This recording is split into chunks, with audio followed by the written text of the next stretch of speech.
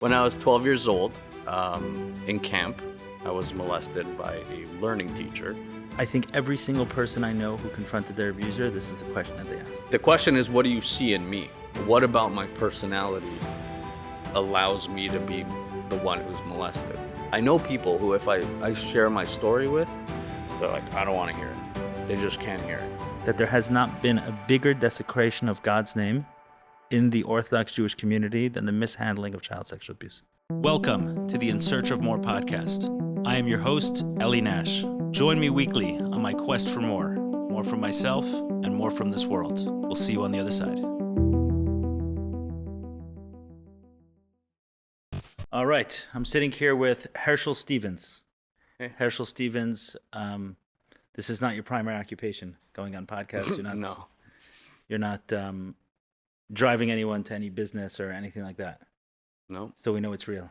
No agenda. No agenda. Good. That's the way we like it.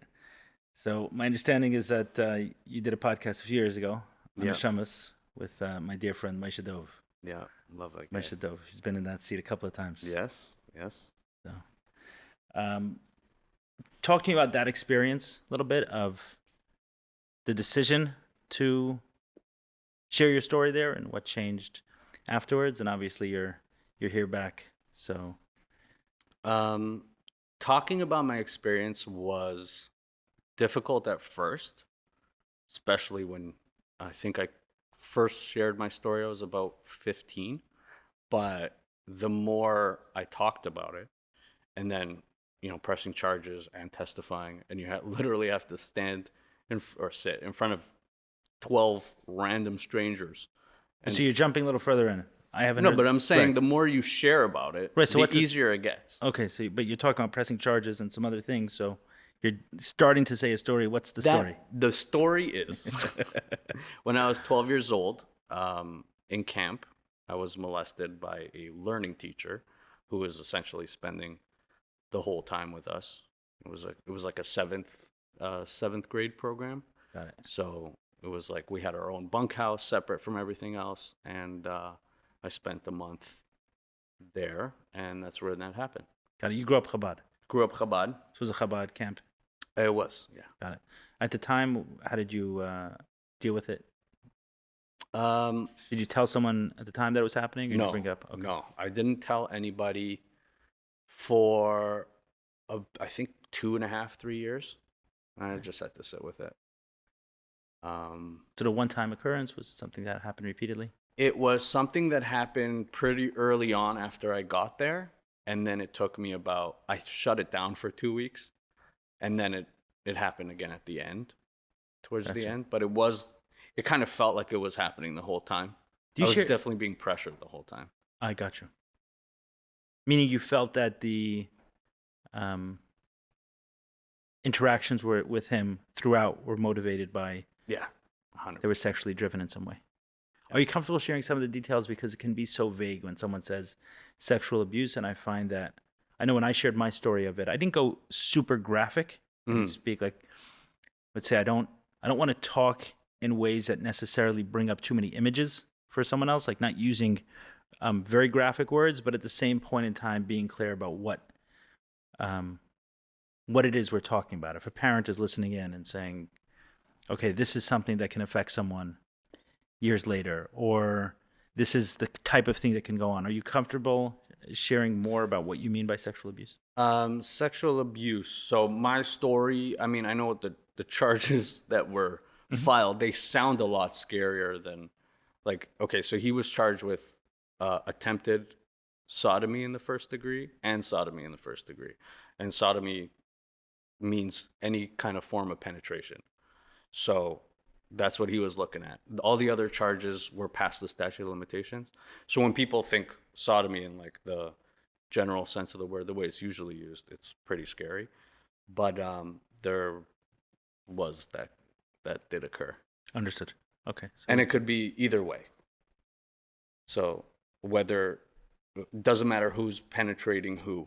Right. When there's an adult. An adult and a child. There's an interaction, there's attempted or actual penetration. Yeah.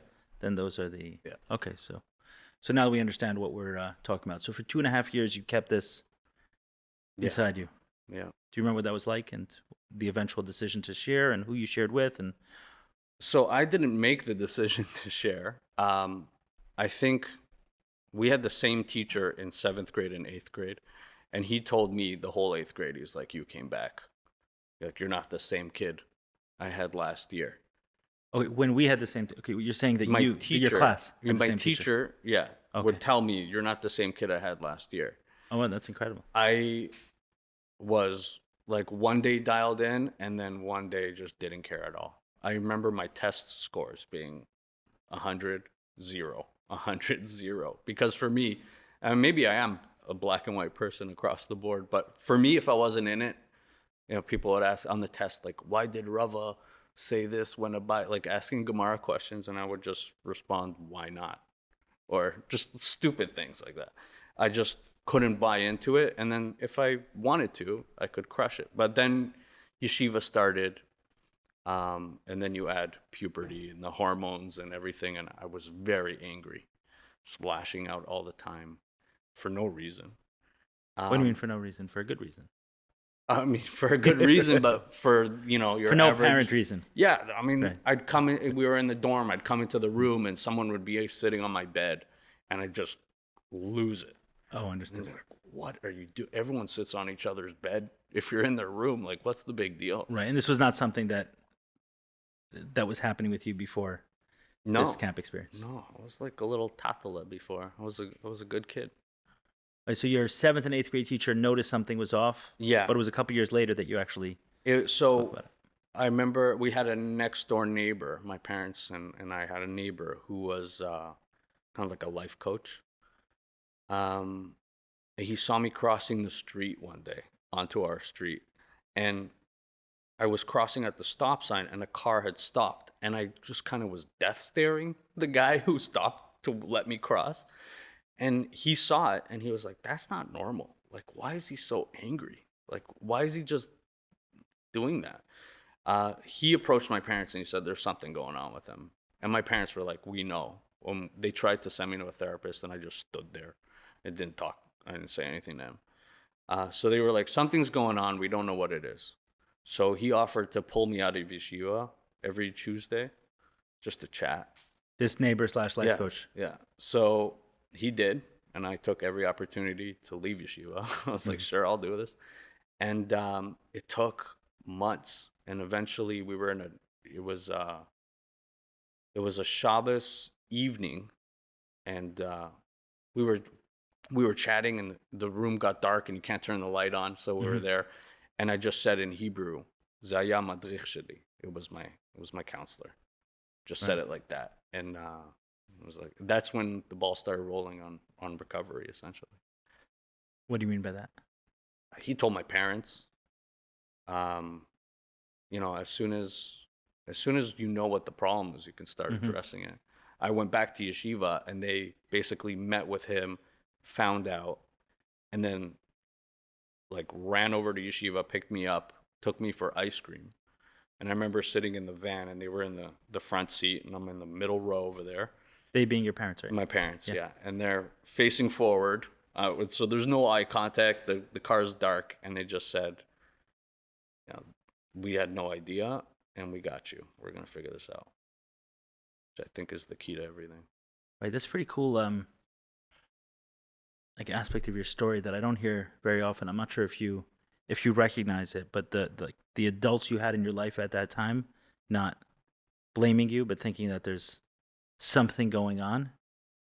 That's a pretty mature approach to seeing someone change. It doesn't happen every day. You know that, right? Yeah. I hear a lot of stories of people who, it gets tricky. A lot of people have their abusers were family, which is even more complicated. And they themselves are scared to come out because they know it will wreck the whole family dynamic. But for me, it was easy that he wasn't part of the family. It was easy that it was like an isolated situation. Right. But my parents were, the only thing you can hope for. And Right. I think I owe everything to them. There were several people in your story, right? Your 7th, 8th grade teacher saying that you're not the same. Your parents, the life coach, Just like that recognition that something's off. I was at lunch not long ago with I don't know, a few couples, birthday lunch, and one of them said, "Oh, my middle child is a total terrorist. Ever since my youngest was born, they've just been terrorizing everything." And they said it in a way that there was something wrong with their child, when obviously when you say it like that, it's so obvious that there was some need that all of a sudden wasn't getting met anymore after the youngest was born, but they turned the child into the terrorist. Yeah, it's projecting much. Right. And that wasn't, and that's actually more common than not. So I just kind of wanted to highlight and maybe send some gratitude and love to those adults in your life that did that. I mean, yeah, there's so many people along the way, but it obviously all starts with my parents. I mean, there's a big famous story. There's a documentary about it, about a From family in Australia. And essentially, when he came forward with his story, his father was ostracized so much that he couldn't even, say, he couldn't get an aliyah for his father's yahrzeit. Right. The father was The ostracized. father was ostracized for what his son was doing. Yes. And he couldn't say Kaddish in the shul. He couldn't be the chazan. He couldn't lead the prayers or anything. And my parents, I don't think they even thought about that. They didn't care. They were going to support me no matter what. Right. And it turns out we were supported, more or less, by the whole community. Awesome. Okay, so let's get back to the story. I didn't want to hijack it too much. I just wanted to say something and then get back to the story. So 15, you start talking about your story, and then eventually you end up pressing charges. Pressing charges. I was then in New York State. There was a statute of limitations. Mm-hmm. I'm familiar with it. And they've since wiped it, so now you can come forward at any time.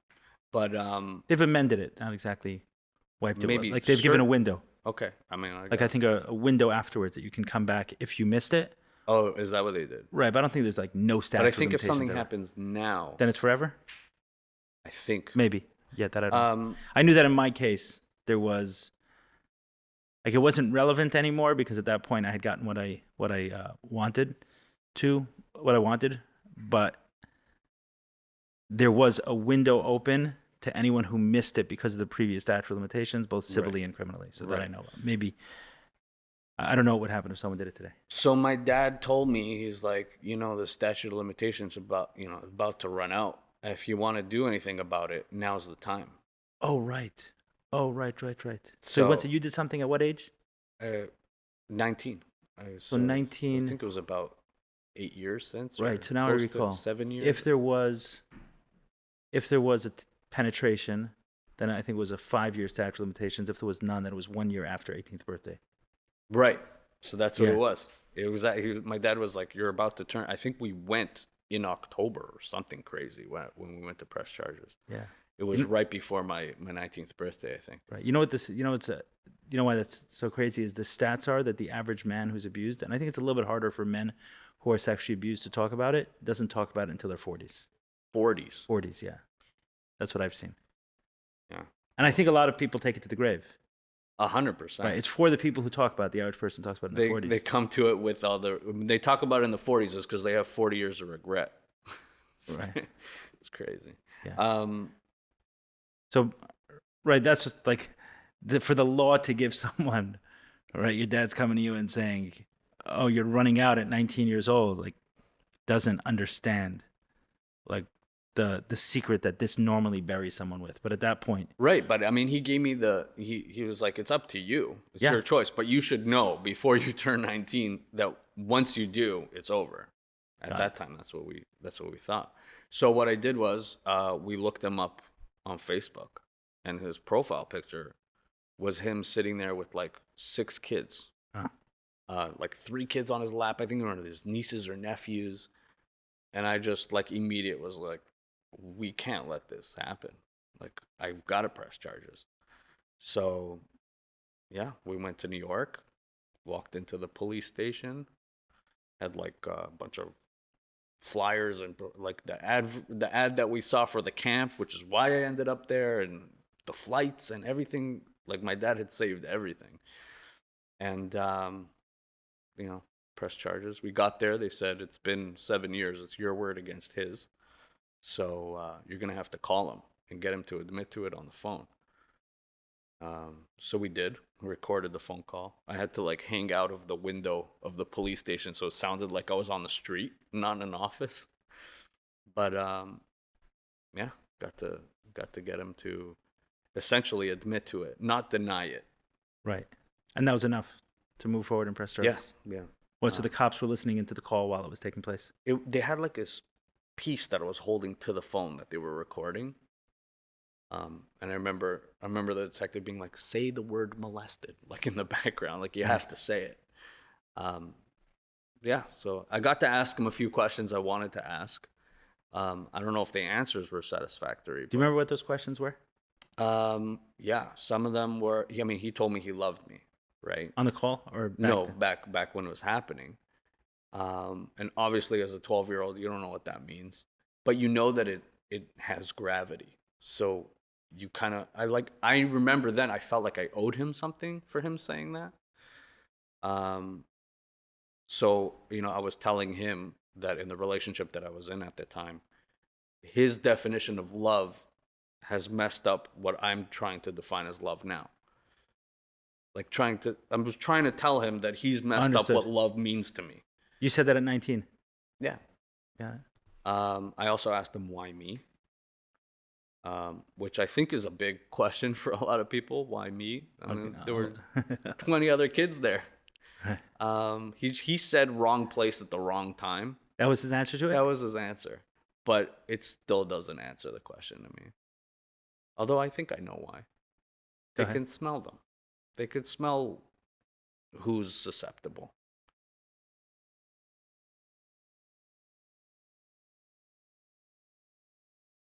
Say more. I think that abusers are very adept at sensing who is a little bit hurt or who's questioning things or who feels a little out of place.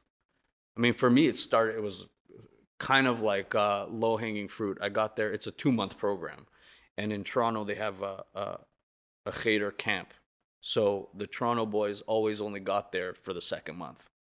So anytime we come to camp, everyone's already gelled for a month. Right.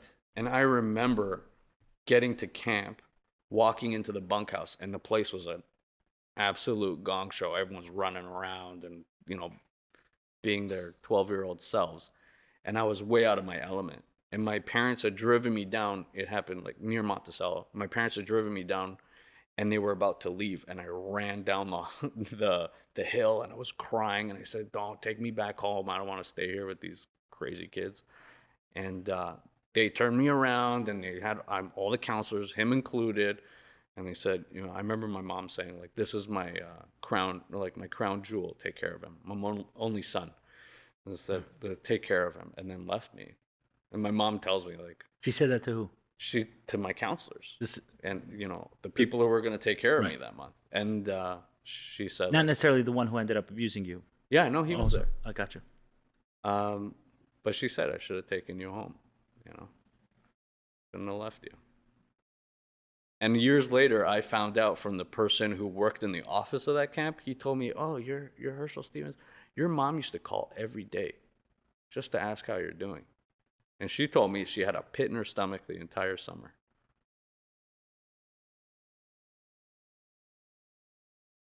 What do you make of that? The call every day. Was it just a pit in the stomach or was there something like meaning that call every day? Was that an invitation that this is someone who's susceptible, or was that a nervous mother who thought something was going on? Like, My mom's not a nervous person. I think she's tapped in. And when I was in yeshiva in London, England, and whenever I needed her to speak to her, she would call. Like I would send her like telepathic messages, Right. and she would call. It was almost like it was crazy. But I think that she's really tapped in. understood. But she actively ignored it because you try to believe That everything's okay. that everything is safe and the frum community is safe. My parents are Bali Tshuva. They really bought into moving into, they became frum and they've entered La La Land and nothing bad happens here. Right. So So that was their thing. But Do you still have that question today of why me? no, I get it. I came in there and I was out of place and I felt vulnerable, and he saw it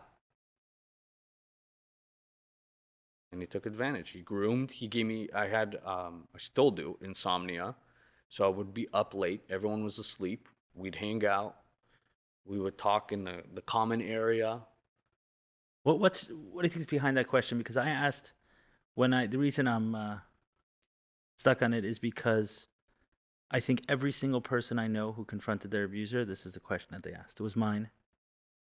And I've been involved in a number of confrontations where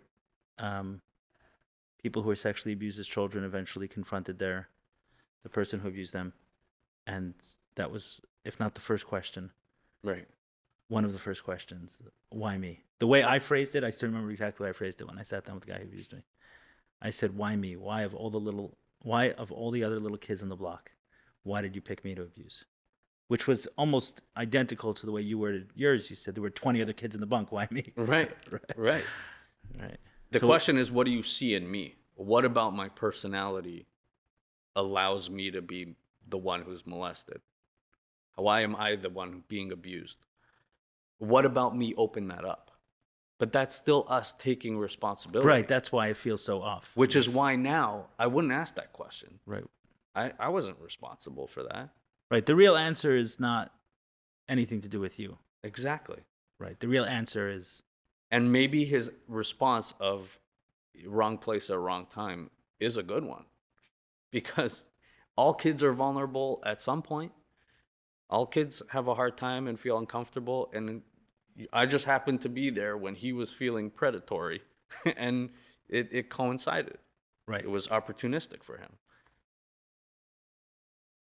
There's tell me what you think about this. There's also why me is kind of the ultimate victim question. Yeah.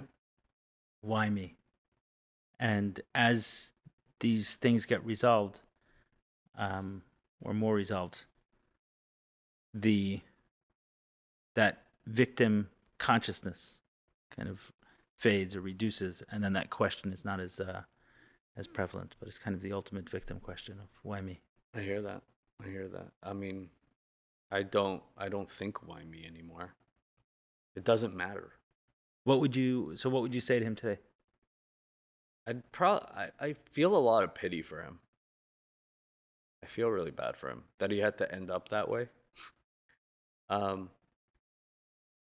think that he himself was always kind of a loner, and to feel like an outsider and to know that you're not normal, got to be difficult. Yeah, I think so. In my case, remember I left the interaction with him. It was a 3-hour meeting. I have a story online where I talk about it for a while. It's a talk. It's on YouTube called Secrets with Jewish Community Watch, if someone is interested in that story. But at the end of this 3-hour interaction, which took 4.5 years to make happen, with the help of JCW, Jewish Community Watch, helped me make that meeting happen. I walked out and I said, I'd rather my memories than his memories. Yeah. Right. Yeah. Which again sounds somewhat similar to what you're saying. Is like today you feel pity for him. Yeah. I feel more pity. I'm not happy with him. I wouldn't say I'm angry at him. I don't know what I'd do if I'd see him, if I bumped into him on the street. What ended up happening with the charges you pressed? It was a hung jury. I ended up testifying, first before the grand jury. Then I think they heard the recording. They said there's a case. Then I came back and testified. I had to go into rehab before that for a while. So I was 22 when I testified. So there was the grand jury. He was indicted. He was arrested, I think September of that year or whatever it was. And when I was 19 or 20, close to 20. And then, yeah, I had to go to rehab. For? Mental health stuff. I was trying to kill myself too much. Gotcha. As a result of bringing this I don't think it was guilt. No, it was just complete I know I unhinged. didn't ask guilt. I was just Yeah, saying. I don't think it had anything to do with the case. I think like the fact that it pressed charges or anything. I mean, it did weigh. It is something that like, whenever the DA's office gets around to it, I'm gonna have to go to New York. I'm gonna have to testify. I'm gonna have to give, you know, details to strangers, essentially tell them what happened. Um, but by the time by the time I got to that stage where I was really dealing with what happened to me and the repercussions and all the years afterward, I was just I needed to go away and deal with all the emotions and the anxiety and the depression and the PTSD and the suicidal ideation was just getting out of hand. Got it. And where are you with all that today? This whole story, these feelings, these ideations. I think I'm good. It boggles my mind sometimes. I look in the mirror and I don't recognize myself because the person who I was for like 10 years while trying to get better was just such a wreck. I weighed into rehab at 110 pounds. I'm 21 years old. I weigh in at 110 pounds. Can't keep food down. Anxious. They do this somatic, they had this like test you take when you get in there and they wanted to see how is certain things affecting you physically. I think it's like 1 through 10 or something. And I scored an 11 on anxiety. Like anxiety was ruling me. And I left, I was at a 2. How long were you there for? I was there for 2 months in the Menninger Clinic in Houston, Texas. What's that name again? Menninger. Menninger. Top of the line. And then went to a step down program in the Valley in California, OPI, Optimum Performance Institute. I spent 3 months there. And then back home, then back into the real world. Gotcha. And since then, it's been. No, it hasn't. But Have you had to return back to rehabs? No. No. No. I feel like that definitely changed me. I'll never. I don't think I'll. That's what I ever meant be by that bad. question. Not if it was a straight line up. Just have you had to return? Yeah, I haven't even I don't even have to think back to rehab and think about, oh, what did I learn there, or what did it feel like there, and try to like get back there. It's just I feel like it flipped a switch and then pushed me into the world where I was like, okay, you're good now. And yeah, I'm not saying it's easy. It's definitely had my ups and downs throughout the time, but feeling a lot better. So if there's someone listening to this who's kind of in that place where you were at 20, 21, 22, struggling with that, what would you tell them? What elements of your story do you feel really helped you kind of get to where you are now? I think there's probably 2 of the biggest points are, number 1 is seek help. Like, you should be in therapy. If somebody is struggling, there's no reason to not be in therapy. Speak to somebody, a social worker, a psychologist. If you have to go away to rehab to figure it out, you should do it. There's a lot of organizations that help within the community that do these things. And the second point, Are there any that stick out to you? Organizations within the community that help do a good job? Yeah. Well, I think Neshamas organization in Crown Heights, they're doing a lot of work regarding mental health and addiction and the stigma around talking about these things. I think it's important. They have a hotline. That's good stuff. Right.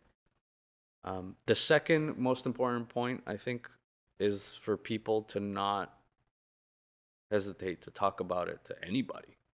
I think a lot of people feel a lot of not just the guilt and shame, but it's so taboo. People are scared to talk about it with people. They don't want to like throw them off. I know people who, if I share my story with, they're like, I don't want to hear it. They just can't hear it.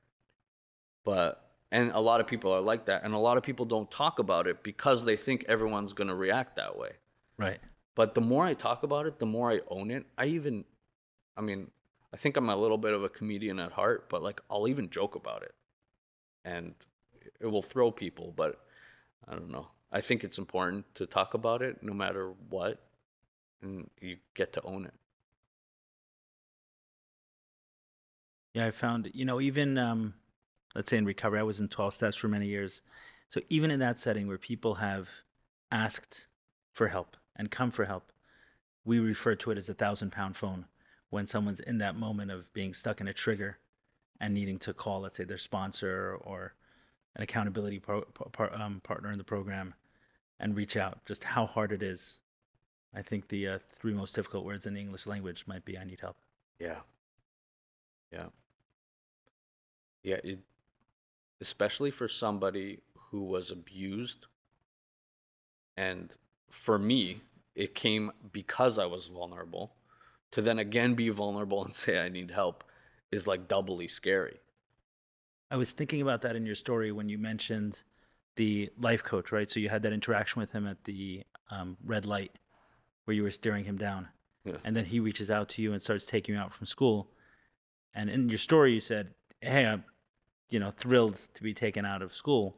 I was thinking, hey, here you are being asked to Right. trust someone else again. It was definitely, I was probably extremely apprehensive. I think I remember because we would sit in his car and it's like, you're so close. Right. You're so close, and we're trying to like keep it casual. And this is kind of the same spiel as when I was 12. We're doing the same thing where an adult or somebody in a position of more power than me is sitting there being emotionally intimate with me, talking to me about things that we're not talking about in yeshiva, that's for sure. So it's like, what's your agenda here? Right. I was very wary of him, but then eventually you see that nothing's happening and you can learn how to trust.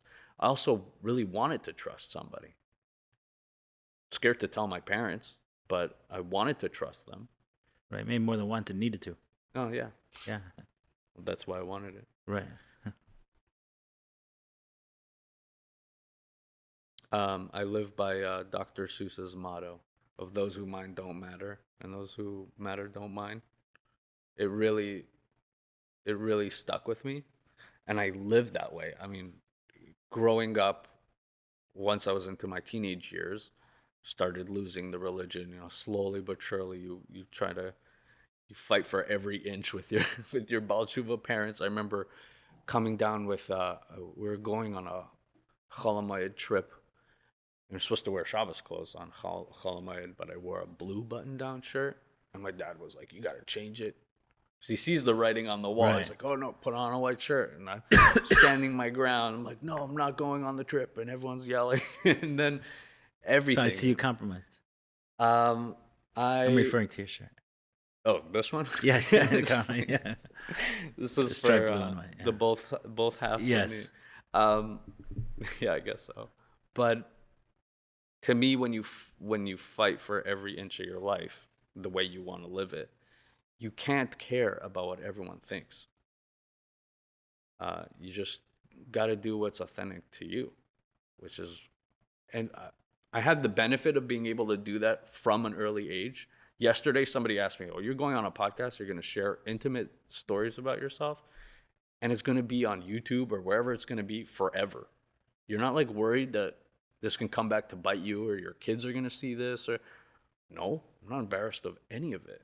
This is my story, and I've always tried to be authentic. Right. I agree with that. I commend that. So let's get back to where this conversation started. I asked you a question at the beginning about that decision several years ago to share your stories with neshamas. Then we went a little bit into your story. So let's bring it back to there. So what has that been like, this process of sharing your story? What have you found through this process? I found that there are so many more people that are supportive than I thought would be. Every one of my friends, I haven't lost any friends because of it. I haven't had anybody at shul. One person yelled at me for making a chil Hashem, was what he said. But most people. That sounds like a major Kiddush Hashem, what he just did right there. Yeah, exactly. God is like beaming with pride over it. It was a different time. I also, a big reason why I decided to come forward was right when the Libby Kletsky thing happened. Do you remember this? Yes, when he was cut up, right? It was a kid who was cut up by somebody in the community. Right. And I actually used that as an excuse of why I called him on the phone in the police station. I didn't want it to seem like, I'm trying to get you to admit to it on a phone.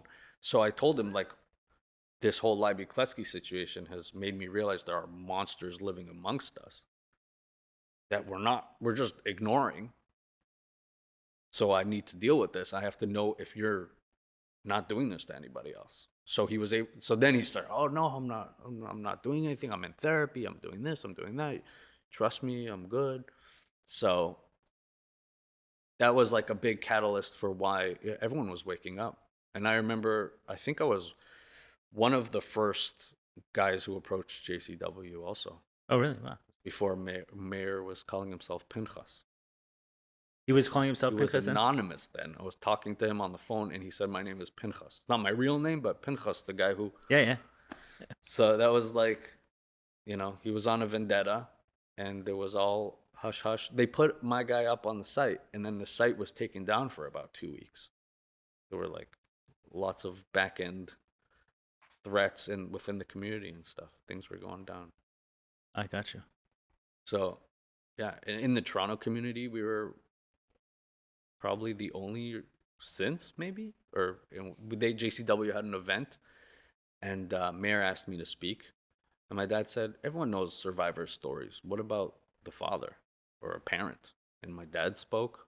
Like my parents showed so much support to my Incredible. Yeah, same in my story. Everything for it. I think this is an important point, is that most people I know who've been wrecked by sexual abuse, if you actually dig into their story, there's a heavy secondary trauma. Yeah. Meaning, how did you understand that before? What do you mean? The secondary trauma. Not being believed. Right. The longer you sit with it. Yeah. Oftentimes, the first people it's brought up to are dismissive or sometimes even attacking. And if you really piece the story apart, that secondary trauma is kind of the bigger deal than the first trauma. 100% agree. Like your counselor, like my counselor, he's just a guy who was in charge of me for a month. But my parents, those are the people who are supposed to have my back no matter what. Correct. For the rest of their lives and my life. And if you go to them and you say, somebody hurt me, and they just like, right. We'll get over it. Like, no, dude. And they're supposed to be protecting you. So if it's doubly as traumatizing, I would say, then if you can just, that you can put in a box. The abuse you can put in a box and be like, this happened then. This guy was a piece of garbage. Obviously, we're talking about a situation where the abuse is by someone who's not a family member. Yeah, that's right. Which are a lot of cases that, for certainly. And that secondary trauma piece, I'm thinking of this girl I know who was abused by her brother in this case. And even that is like, okay, so I was abused by my brother, but my parents are my real protectors. A brother's a brother. And she brings it to the parents, and the parents said to her, if this gets out, and specifically if you get the JCW, you're no longer our daughter. Like, that was their reaction to it. And they're trying to protect themselves. Like, I know that my abuser, his family felt they were punished for this too. The family was punished. People didn't want to do business with his brothers or whatever it is, the parents. And to me, they're victims of this too. Right. And I mean, in this story, the parents would be victims, like byproduct victims of the brother doing what he was doing. 100%. And they just didn't want to be victims. Yeah, I heard a story recently, which kind of surprised me in the context of sexual abuse, because I thought I kind of heard everything. But so a boy who was sexually abused, years later, his sister comes to him and says that I knew when the abuse was going on. I knew there was something wrong. And at some point in time, I think I was even knocking on the door when there was abuse going on. And I've been carrying that for 30-something years. The guilt that what happened to you was because of me. And when you talk about the victim being kind of much more than the victim themselves, it's extended. Yeah, 100%. Like And when my I heard parents that, are victims, they had to worry about me. But yeah, it's never just one person and the person it happens to. It's the whole support system. right? And that's a rough one. How often people do that with with family, where they blame spouses or children for what the person what the um, person doing something wrong, when often they're the victim. Yeah. And my abuser was married, so his wife also becomes a victim when I press Right. charges. 100%. It's a big net. Yeah. So how did you carry that responsibility? For me, the whole goal of me pressing charges was to make sure, in a way that could be very accountable, which is the law, that it won't happen again. That was like the only reason I did it. So it didn't matter how much money they offered me to drop charges. The night before I testified, I got a call. Uh, they offered me $1 million They to not.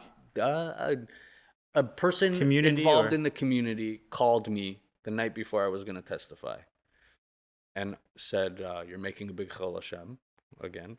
And he said, "We'll move the guy to Arkansas. You can get a weekly report on what he's up to. We'll make sure he'll never be able to do it again, and we'll wire you $1 million." Okay, so let's dive into this Chil Hashem thing, because it's probably one of the most common reasons given for not talking about abuse. Right. That and lashon hara. I think that's changed. I don't think it's changed. Really? No. You know what I think? I think that in the macro, things have changed. Like when we talk about the concepts of it in general, things have changed. When a specific situation comes up in the community, where like the details, we're as confused each time. And I've seen it. I've seen it with recent cases. I was involved in a case in Miami Beach a couple of years ago, and I was very, very disappointed with the way the school handled it, with the way parents handled it, the way that other members of the community. I was not impressed Do you at all. think across the board people should be pressing charges? I think that it should be on the table. Right. Yeah, I think it should be on the table. So I was told by the rabbis of my community is that if you need it to be done, if you need to press charges for your recovery, then you should do it. It's an interesting approach. It's a little 'Cause diplomatic. And rabbis know that they'd get into a lot of trouble if they even tried to tell somebody not I'm not to. sure I agree with that, though. If you need it for your recovery, Well, I mean, the that's question one was, aspect of it. But then, meaning, let's say there was a legitimate threat, right? You have someone who's a legitimate right, threat, right. and the victim doesn't want to press charges for any number of reasons. Okay, they believe it's Chil Hashem, so we as a community shouldn't step forward and Well, the community, I think, protect someone? especially when you're a rabbi, they think that they can hold that person accountable. They think that, we'll just move him around, or he just needs to get married, or like they think they have the answers. right. But I don't think the older rabbis for sure, they don't really get that these are chronic, like this is an issue. Like these people who abuse once have tried before and will try again. Yeah, Mayor Seawald once told me someone he confronted said he admitted to abusing a couple of his students, and he said a dibuk came over me, a demon came over me. Convenient. And he was saying it in such a way, let's take him at his word, right? Let's take it. So Mayor said, okay, I hear you, I feel bad, but how do I know a dibuk doesn't take over you tomorrow? Exactly. And I think that's actually, I think it's almost a nice way of looking at it, which is, okay, I get it, I feel for you, I do. But how do we know that a demon doesn't come over you tomorrow and then destroys someone's life? And what you're saying is it's not just that person, it's right, the ripple There's a massive ripple effect. Yeah. Like when I heard the story of the sister who years later, the trauma was almost as if not almost as if, their words, as they got into therapy, started healing themselves, the major trauma that was impacting themselves, their family, their marriage, their life, was the fact that at the age of 9 or 10 years old, they knew that their sibling was getting abused, and then the guilt and responsibility they took on for not stopping it. It's crazy. It's equivalent, I would say. Yeah. She's carrying a responsibility that wasn't hers. Exactly. If you think of it as a demon coming in, taking over someone, and then infecting, like using that opportunity to input a bacteria of sorts, and then it spreads. This person has shame. This person has guilt. This person has a secret. Yeah. I've been recently hearing stories from my sisters. I have 3 younger sisters. 2 of them were at home when I was like 19, really having pretty bad suicidal ideation stuff. I remember it was Erev Sukkot, and I was having a really hard time. I was on the train tracks near our house, and the holiday started, and my dad was still driving in the car, trying to get to me. But my mom was calling me. Where are you? I'm like, I'm not telling anybody where I am and whatever. And finally, I told my friend, and he came and he jumped the fence, and they got me. And my sister told me that she remembers. I don't know. She was like 17, and she remembers me coming home, just like pale and just completely not there. She's like just glazed over, and I lay on the couch while they had the meal. And then I went to the hospital afterwards. But like, what it must have meant for her, or what it did to her to see her brother. No one's really talking about it either. No one wants to say like, "Oh, Herschel just tried to kill himself," So everyone's like, "Oh, Herschel's not feeling well." Right. You try to like, and then and they know there's something much more. So something it just feels is going right. on. Like, there's no reason why your mom is on the phone on the holiday when it's not allowed, Right. unless it's life or death. Right. But he's walking around. He seems okay. But so that has an effect on them too. Right. In some ways, I've told this to people many times. I've said that, what's difficult about your story is that your father's an okay dude and he's not a total jackass. So it's not mentioning your story. I'm using this as an example for something. And my point is that, let's say someone is struggling in their relationship with their dad. If their dad's a total jackass, then they can kind of embrace that and move forward. It's easy. It's easier in some way when they've had a very troubled relationship with their dad, and there's parts that are good and parts that are bad, but ways they've been hurt really badly.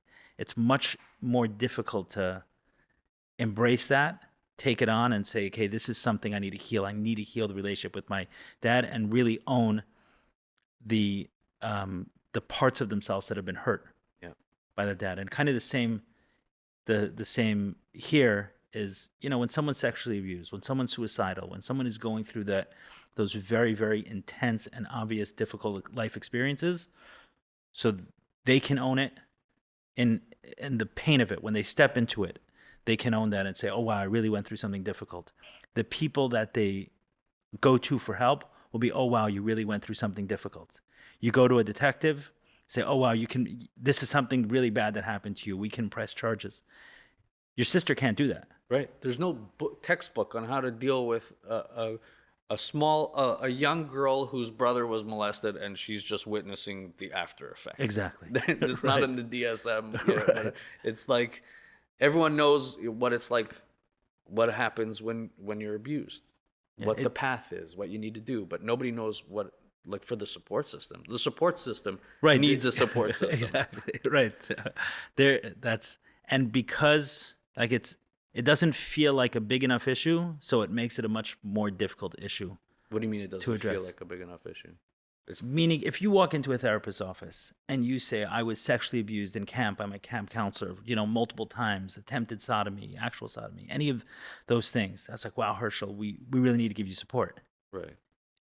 Your sister walking in with her story doesn't necessarily get the same understanding from someone else. Right. It takes a certain sensitivity to life and pain and struggle and the way suffering affects us in order to understand how difficult that experience could be. Mm-hmm. Like when I heard this story of this woman who, as a child, took the responsibility for their brother being sexually abused, part of what I was hearing also was that she had a very hard time accepting this as, oh, come on, this is difficult. He was sexually abused. You're going to feel bad that you took responsibility for it. and that she had probably approached a few people for help who didn't give it the, yeah. Even with abuse, I remember when someone I called and I said that I was sexually abused by this person and I can use your help with it. And said, what did he do to you? Did he rape you? I said, no, he didn't rape me. And I've heard very few cases of situations where adult has actually raped a child. I used to wish I was raped. Why? It's a lot easier to get raped. You have no responsibility. It's so easy to not take responsibility for that. If you're groomed, and I mean, he showed me porn and, made me feel like, he told me he loved me, made us feel like we were in a partnership. And then I'm 12, but I go home and I'm like, what just happened? How did I let this happen? I even was able to shut it down for 2 weeks. So that means that I had power in the relationship. So it's like the responsibility that I carry. But if he just like pinned me down and did what he did, it would have been a lot easier to, first of all, run for help right away. Tell somebody that somebody forced you into something as opposed to you feeling like you got involved in something bad. Personally, right. I feel like that's what I would prefer. Right. If I had to choose. I don't think anyone would prefer it, but I understand what you're saying. Yeah. Meaning it's exactly our point, right? That there are aspects of it when it's so bad that it's easier to embrace. Easy and to this point kind at, of complexity. Identify, say this is a problem and walk away from Exactly. The confusion is where it makes it tough. But this thing of when we talk about child sex abuse, this is what we're talking about. Because if someone is pinned down and forcefully raped, it doesn't matter if they're adult or a child, right? There's a sexual offense there. Yeah. So when we talk about child sexual abuse, what we're saying is that were it not for a child in this interaction, it wouldn't be abusive. Right. Meaning what made this interaction abusive is because it was the imbalance of power. Yeah. Were it two adults and all of these same things happened, then it would have looked like a consensual relationship. A toxic consensual relationship. Sure, but consensual. Yeah, right, exactly. Yeah, there would be you can't do anything about that. Not to say that sexual abuse, child sexual abuse doesn't happen sometimes forced, but that would be abuse anyway. Right. If someone is forcibly raped, like I said, it's a forceful rape. What's the difference? It can even be a 13-year-old at knife point raping a 30-year-old woman. You don't say, oh, it's just a child. No, it's forceful rape, right? They were forced. But so when we talk about child sex abuse, the reason I point that out is because so many people, as adults, looking back at their story of being abused as a child, they somehow make this mistake of saying, oh, but I agreed to it. But so for me, it was forceful, right? Okay. Where I was locked in a room and he mounted me forcefully and used me to bring himself to orgasm. And I still blame myself. I blame myself for being too weak to, I called myself too weak. I said, I had a wrestling match and he won. Like, why wasn't I strong enough to withstand him? So it's not so simple. We find many ways. The mind is creative. We find many ways to negatively. Exactly. Because that's like the demon infecting us with something. Yeah. That's a big part of the infection. Is that something happened and it's our fault. If that wasn't a component of the abuse, we would immediately go and get it addressed. Like, hey, this thing happened to me. I was walking down the street and some guy threw a rock at my head. Right. So you'd walk into your house and you'd say, some dude I never met. Right. Exactly. And the number one question I think I was always asked when I came forward was, what took you so long? You know what's it's crazy because it didn't take you long. It didn't. Right. I'm not 40. If people are waiting a lot longer than me. So then, I mean, in the court, his lawyer asked me, you smoked weed before? I'm like, yeah. So is it possible that you made it up? Or you have a civil case? Yeah. So that means that you're in it for money and it took you 2.5 years to concoct this story or like whatever it is. It's just, but like everyone thinks that time delay is a reason to discredit. But it just feels like it only gets worse the longer it goes on, the longer you don't talk about it. There was a situation recently in a school, not far from where we sit here, where a child came forward pretty immediately about the teacher. And the response was, you can believe a child over an adult. It's crazy. So there's always something. And we don't have to buy in too much into the reasons as if that's the reason. It's not that you waited too long. It's not that. Right. It's just, like you said, people are very uncomfortable with these things. That being said, I do want to dive into the Chil Hashem thing because I have some thoughts, and I'm wondering what you think about that. Now, just objectively speaking, is your conclusion that I don't care if it's a Chil Hashem, I'm going to say anyway, or that it's not a Chil Hashem? Like, what's your when you're being told multiple times, you're offered $1 million not to do something because this guy on the other end of the line believes that it's a Chil Hashem. Hashem. What are your thoughts? It is a Chil Hashem, but it's like a necessary Chil Hashem. Maybe I haven't thought this through enough, but to put what's going on in an insular community out there for everyone to see, especially a community that is a target for hate throughout the world, to then say, oh yeah, here's another reason why you can really come at us, is scary for leaders of a community. So I understand that. Don't give them more weapons. But also the Rabbanim say, the rabbis are saying, that not coming forward is just like murder, like protecting abusers. Or they're saying that abusers abusing is like a form of murder, which even according to the Torah, you're supposed to bring them to the authorities. So there's all these reasons that they justify it, but I think in the end, accountability comes from, for me, the most effective thing that I felt I could do to make sure it doesn't happen again was to get the law involved. So you think that by coming forward about the abuse, you desecrated God's name? I mean, that's what Chil Hashem means. Maybe. But it doesn't matter to me. I did what I had to do to make sure nobody else gets hurt. If I found out that he was out there molesting somebody because I didn't say anything, I would not be able to live with myself. Okay, so let's piece this apart, because I'm going to have to disagree with you, obviously, on this. I don't think it's Chil Hashem. I'm saying I don't care. Right, and I understand that. Right, I understand that approach. Let's take a step back and not look at our community, because we get blinded by our own community. Right. Okay. So let's take the Catholic Church, for example. Right. So a Chilul, whatever. Okay. A Chilul, whoever they're, the Vatican. Okay. A Chilul Catholicism, right? Meaning a desecration of Catholicism. So when you're looking at the Catholic Church, for example, and you hear that there was a priest which abused a child, that's potentially, okay, it's a desecration of God's name, right? Potentially. How they would see it. No, I'm saying how us outsiders would look at it. It's not a desecration of, so they're saying it's a desecration of the family name, right? It's a desecration of this religion. Well, yeah. I mean, you would look at it. The sanctity of the Vatican has been called into question. So I want to know which one calls it into question more.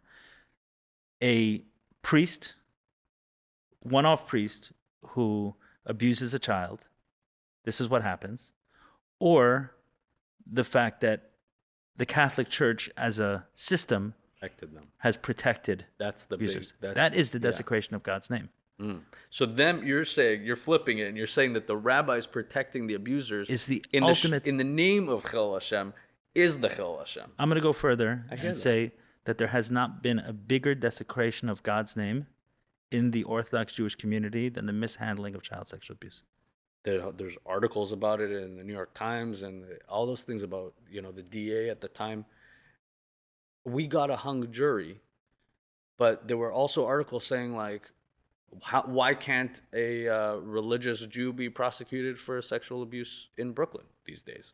Like, this was a real thing. Like, they really he was under a lot of pressure to prosecute from Jews after years of letting them go.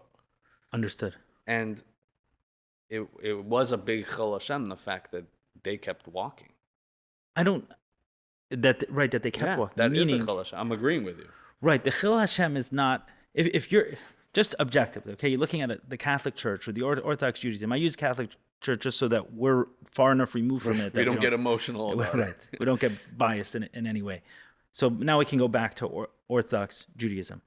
Objectively, do you think someone is surprised that there's molestation in the Orthodox community? No. It's not. It's everywhere. Your parents were surprised. My parents were surprised also as Baal Tshuvas, I'm sure. But that's a fairy tale la la land that you can step into a world that no bad exists. Yeah. That's just crazy speak. No one actually believes this exists, that you can walk into a community and there's no stealing and there's no abuse and there's no lying and everything's amazing. Okay. Right. There's just 60% obesity rates, but everyone's perfectly healthy. Come on. So no one thinks that. No one thinks that. The real Chil Hashem is when there is a desecration at the institutional level of the principles that they claim to stand for. It is not godly to shut down abuse. It is not godly to leave a child with doubts when they were the one that was when they were the one that was abused. I was speaking to the head of one of the major Jewish schools a number of years ago about a teacher who had kissed on the lips a young child, and the school's response was to fire him at the end of the year. And the dean was actually telling me this as something that was we did good. We fired him at the end of the year. I said, you recognize that if it was two teachers making out in the middle of the day, they'd both be fired for being gay. Right. Right. But because it was an adult and a child, both male, somehow you let him stay to the end of the year. So we understand what was the variable that allowed this guy to stay through the end of the year, the fact that it was a child. That's the desecration of God's name, not the fact that it exists. People are human and people make mistakes. So that's my opinion. I'm happy. I'm not an expert on. I agree with you. I've never really, this is the thing, again, with my just being authentic attitude and I don't really think about, is it really a Chil Hashem? Is it not a Chil Hashem? Am I doing the right? I'm doing what I have to do. And that's it. I didn't and I care. understand that. I never cared if it was a Chil Hashem or not. Right. I understand what you're saying. You're saying, if I understand correctly, is you're saying, I felt I was doing the right thing. This is what I needed to do. I did not care about. Yeah. I'm willing to debate anybody who disagrees with me, but So you know how you arrived at that conclusion? Is being pressured, but still having to do it? Because God was desecrated in your eyes. Meaning if God was communicated to you in the way he is, which I always say it, I'll say it 1,000 times. King David says, taste and you will find that God is good. Right. So if we know that God is good, then God certainly doesn't want this. Doesn't want abuse in a community, but when it happens, he certainly does want it protected and covered up and done so in the name of God. That would be the least godly thing to do. These people would be stoned if we had the Sanhedrin. If any abuser would be taken and stoned. Right. So because my point is that because God's name was desecrated in your eyes, you don't think God is who God is. You don't think God is good. So you think that God can come to a conclusion that would be bad for you and bad for the rest of the community, and therefore you say, I don't care. Because the representatives of this God are the ones. Yes, they've desecrated it in your eyes. God's name has been desecrated in your eyes. That is what I'm suggesting. I hear that.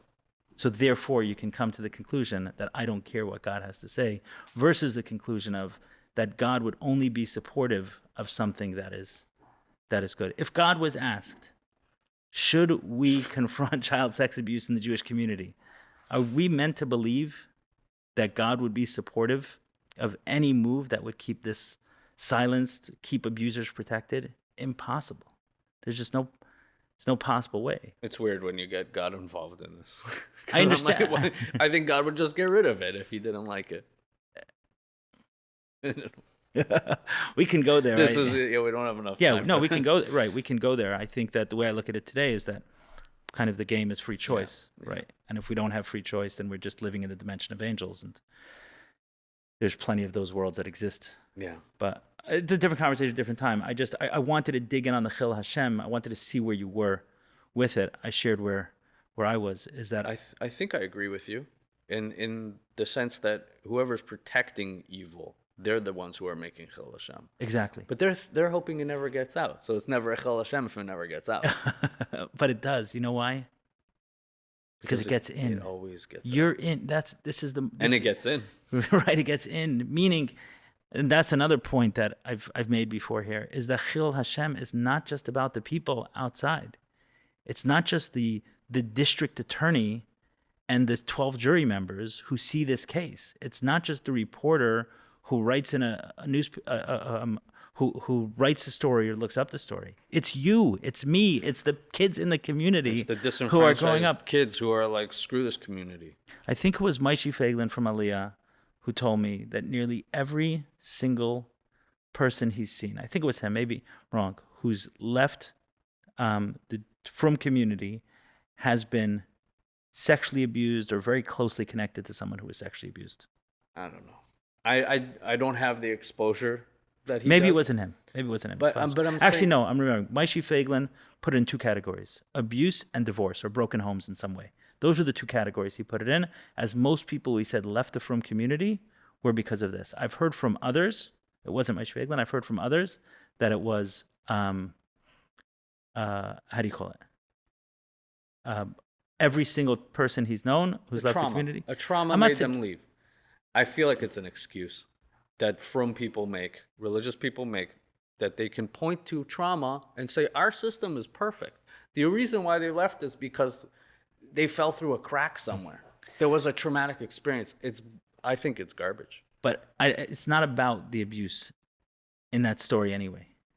People can handle abuse. It's the mishandling of abuse. I don't think so. I think people can question things Sure. and then leave. Right, we can have that conversation, but there's something else going on, is that most people who are leaving are not leaving because of some ideological reasons. They're leaving because they don't feel a sense of belonging. They don't feel a sense of community. Right.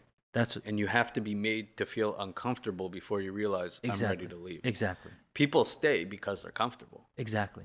And it is comfortable. Right. Meaning there are many people who stay who don't believe in God at all. They're just robots. Robots are not robots. I think it's possible you and I would have done the same thing had we had not had certain experiences, in that certain experiences that made us feel other than, because a sense of community, a sense of belonging is something that a lot of people that we need. And if we don't get it here, we're going to try to get it somewhere else. So I had a Frum psychiatrist. He wasn't Chabad, but he told me that he thinks I would have ended up in the exact same place spiritually, whether I had my abuse or not. Right. I understand your point about the blaming, and I feel like that can be an offline conversation you and I can have. Maybe yes, maybe no for an individual. I think the point is the point I was making was something different. Was that the from the rabbinical leadership, what are they attempting to do? What's their goal? Protect the community. But not protect the community, to grow the community, for the people in the community to flourish. That's their Right. stated. It should be. Right, that's their stated goal, and to believe in Hashem and to practice these things. All that's what they're trying to do. And my argument is that the single biggest mistake that they've made has been the way they've mishandled abuse. I would extend it, not just sexual abuse, but issues with like the divorce, the Domestic, get. yeah, all that stuff. In general, they have not done a good enough job of, when there's the powerful and the weak, is supporting the weak enough to right that imbalance of power. This is a problem of education. Go ahead. Rabbis need to be educated about what really goes on to a person after a traumatic experience. They have to understand that a messy marriage is also traumatic, that divorce also leads to PTSD in the kids. These are things that, how's a rabbi supposed to know? All he learned was milk and meat and how to run a kitchen, Right. kosher. And these are things that like happen so often, and it's so prevalent in the world. And you know, the longer we live in this society, the more we're affected by what's going on out there. Like, we all have internet, we all Right. know what's going on, and like they're pretending it's not happening. They pretend like all the psychology doesn't exist, and it's a real issue. That they don't have the tools, they don't even have the language to identify what's going on in their community. They always say, oh, I'm coming at this from a halachic, from a Torah perspective. But in your case, you actually got a lot of support from. I got the support, but like you pointed out, it was kind of like, if you have to do this, then do it. And Oh, they were. understood. I also have the sense that they were doing it so that they can't get any flack later. Right. So after It was the hung really a jury, CYA move. Yeah. So after the after the hung jury, they said we can go to trial again, right? And I was like, I don't really want to go to trial and testify again. It was a lot. And because they were under pressure to give jail time, they were like, it's jail time, you testify or nothing. Who was under pressure? The DA. in New York. So we were sitting there trying to get no jail time. I went to the Rev and I asked him, should I try to get the district attorney to settle for a lower felony charge, which would not have any jail time? And he asked me, like, do you need him to be raped in prison? That's what his question was. And I think what he was ready to say was like, if you need him to go to prison, then go for it. But if you don't, then what's the point? Right. But I don't know. It expands beyond. I mean, for me, like when I'm hearing this, like it expands beyond you. Like these situations are communal ones. Is this guy a threat? Yes, there is something about you as well. What is it that you need to heal? And that's an important part of the equation. But as leaders in a community, also have to look at what do we have to do to protect. But if I didn't heal, community. I would have killed myself, and my blood would have been on their hands for me coming to them asking for help.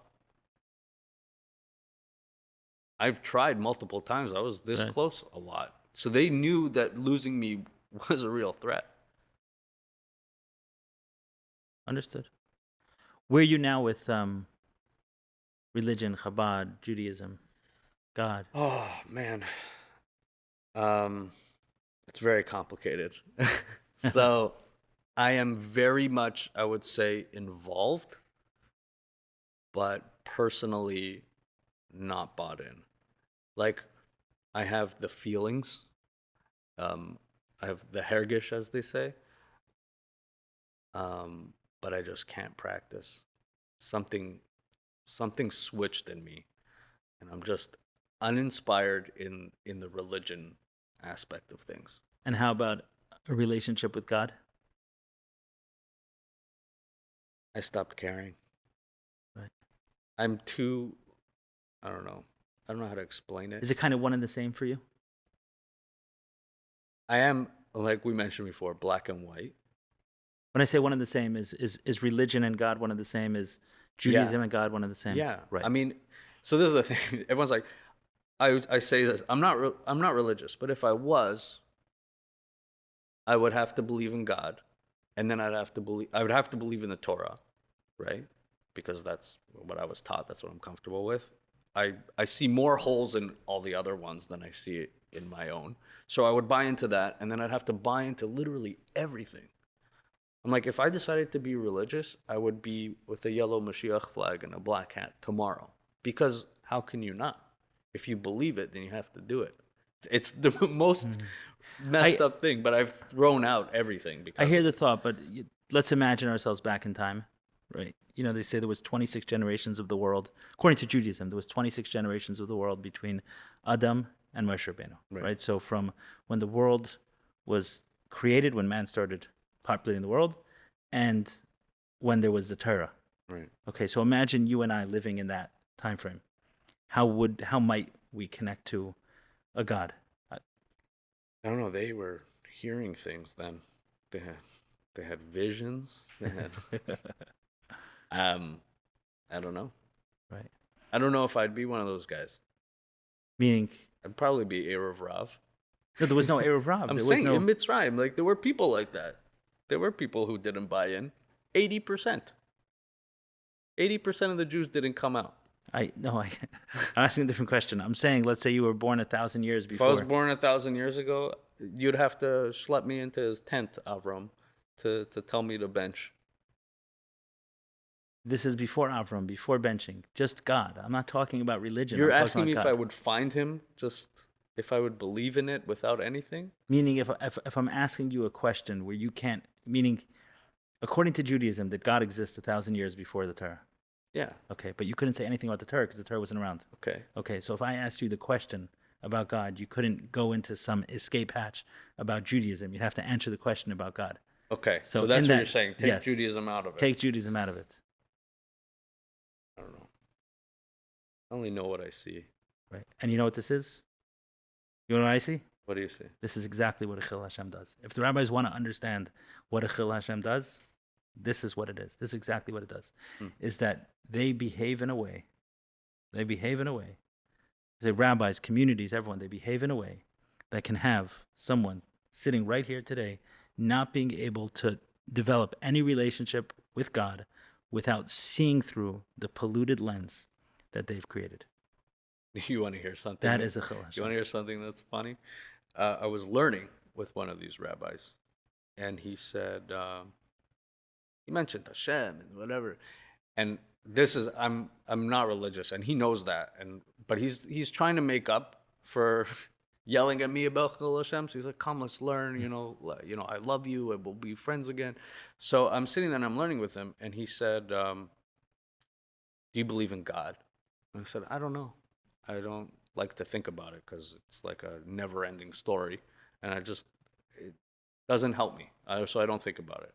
And then he said, do you think the Rebbe got it wrong? Which is the most emotional argument you can ask to somebody who's been like completely indoctrinated into Chabad, and the Rebbe's, can do no wrong. And even now, it's hard for me to even fathom that the Rebbe was a human in a way. But like he said, do you think the Rebbe got it wrong? I'm like, no. So he like punched me on the arm. He's like, you're just lazy. Like, maybe I'm just lazy, but I don't know. I just can't do it. It doesn't feel authentic. I'm not here promoting or encouraging any No, of that. I know, but I'm saying what's sad for me is that someone can do something that can rob someone else of a relationship with God. Like, that's what's sad to me, that a human being can do something that can rob another human being of a relationship with God. But when I ask you the question of, can you imagine a time where Judaism did not exist and what developing a relationship with God would have been like? It's like, you don't even know where to start. It sounds to me like I'm asking you, right. Well, just it's such an anomaly that Avraham found God. The monotheism was created. I don't think it was a given the way things were. It didn't happen, but there was still a search, and it didn't have to be collapsed with Judaism. That's all I'm saying. Well, my point is that there is God, and there's Judaism, and there's probably a third thing, which is the distorted view of Judaism that you were fed, and the distorted view of Judaism that I was fed, and that doesn't have to be collapsed into God. Like, I wanna channel Abraham. I want to go back to a time where there was no guilt and no shame. And no kippah, and no tzitzis, and no Shabbos. Maybe not, but there was an authentic search. It was an authentic and genuine search. I can respect So that during search. that time, I'm not saying that it doesn't exist for anyone else. Someone else's. I got my kippah on. I got my Shabbos. Fine. I've reconnected in that way. But there was a time where I didn't. There was a time where I absolutely didn't have those things. And to be able to go back to that place, for me, there was no kippah, there was no Shabbos, there was nothing. You're not going to guilt me with any of it. I'm going to have an authentic relationship with a God. And what does God mean? I'll just start with Creator. Was there someone who created it? Was someone who created me? Was there? Maybe. And if there is, then I want to know who that is. And I don't need any of the intermediaries, any of the middlemen, any of the rules, any of anything else. And this to me exactly is what I'm saying. This to me is the Chil Hashem. That when someone is not able to answer that question, simply to go on that exploration in an authentic way because they were polluted by someone else saying they were acting in the name of God. So when someone else hears that question of God, it brings up all of those negative associations. Now we know why Chil Hashem is such a negative thing. It wasn't the people outside the community that were affected by it. It was the people inside the community that were affected by it. I don't feel hurt by the community. I don't feel like the community did me any wrong. And the older I get, and now that I have my own family, I see how important the community is. The charity that goes on in our communities, the way we take care of each other, the way that every Jewish man or every religious man essentially has a boys' club that they go to. They go to the Kiddush, they go to shul, and they get to hang out. These are things that for our mental health is important. This is all the belonging I was referring to. And this is, during COVID, I think from communities benefited a lot more than people who weren't part of communities because they still had the synagogues and they still had classes on Zoom, and everyone kept in touch a lot more than everyone kind of fragmented during COVID. I think these things, there's a massive benefit to being part of a Frum community. And I think that the rabbis are trying to protect that, but they're not willing to weed out the evil. They're worried that weeding out or taking care of the bad in the community will make everything disintegrate. Right. And I my think it's the argument is that opposite. I see it. My argument is that that's a human mistake, Yeah. and that's not godly. Yeah. On that note, thank you. Thank you so much for having me. for joining. Thank you. It was an Very much honor. appreciate it. All right. Look forward to watching your story evolve.